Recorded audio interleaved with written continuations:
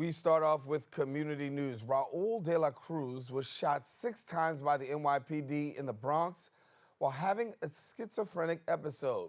Now, de la Cruz's family is demanding accountability and policy changes in the way the police handle situations involving mentally ill individuals. Our BronxNet reporter Chris Kamula has more details.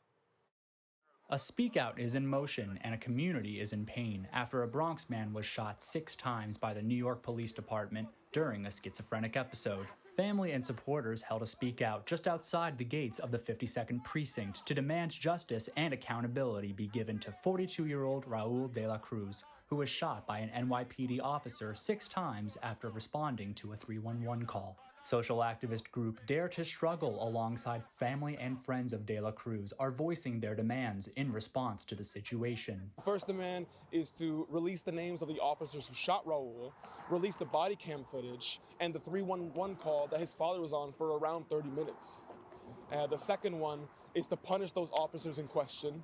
And the third is to stop the criminalization of mental health in general. CBS News confirms the timeline of events involved the NYPD arriving at the location mentioned in the 311 call, which was rerouted to the 52nd Precinct. De la Cruz allegedly wielded a knife as he approached responding officers before he was critically shot 6 times. He was rushed to the hospital, where he currently remains in stable condition. Police say De la Cruz is charged with attempted aggravated assault on an officer and criminal possession of a weapon. Meanwhile, the investigation of NYPD conduct is ongoing by the Force Investigation Division, but the community is curbing optimism. The overall situation is that after decades and decades of promises of reforms and promises of things changing around the issues of the criminalization of mental health, police brutality, we're met with nothing for the general masses of people who are up against the criminalization of mental health, who are up against police brutality. Dare to Struggle and supporters of De la Cruz alike say protests will remain consistent until demands are met and justice is properly served. Reporting from BronxNet, I'm Chris Kamela. And thank you, Chris. In other news, you've heard the old saying, the sky is falling. But have you heard? The city is sinking. In New York City, environmental justice issues persist, with a recent study stating that the city is sinking due to the weight of its skyscrapers at an average rate of 1 to 2 millimeters per year.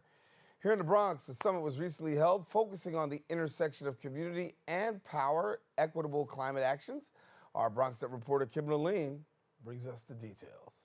The Center for Engaged Learning at Fordham University held its summit on community power and addressed issues of climate change. The summit included keynote speakers and community organizations that view efforts towards environmental justice as their core mission. We're not starting with Fordham.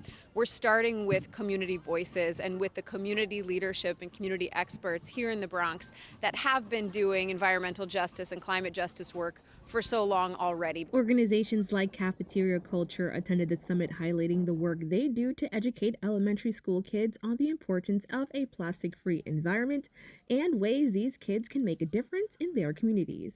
As soon as they can understand things like this, it's important for them to know because they're passionate about it. We see it when we teach them about environmental justice and the plastic problem in the classroom. They want to do something about it. And so the sooner they know, the sooner they can do something about it. And as they get older, they'll only have more agency and more resources to do so.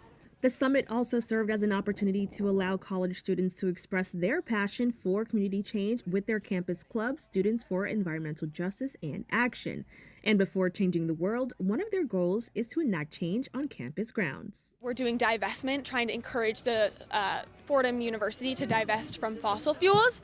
And so the petition is going to help allow for Fordham alum, Fordham community members, Fordham University community members and students to be able to sign that petition and say, this is something we want the school to make a priority. It's very important for young people to be involved in this because even though this is an issue which has been bestowed upon us, we need to take the action to try and make it better for the generations that come after us. Host of the summit and host of BronxNet's Open Friday, Rena Valentine, spoke on the message events like these send to young people and to future generations. Coming from them, which is their world in the future, and they will lead, and the fact that they are interested and they are making an effort to educate themselves in every aspect of environmental justice.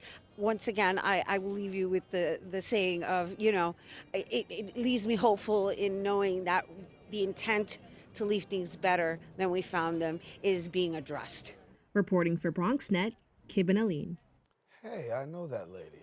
That's Rena Valentine, our Friday host. Listen, thank you, Kibben. That's all the time we have for our Bronx updates. We are taking a quick break. We will have more open when we return.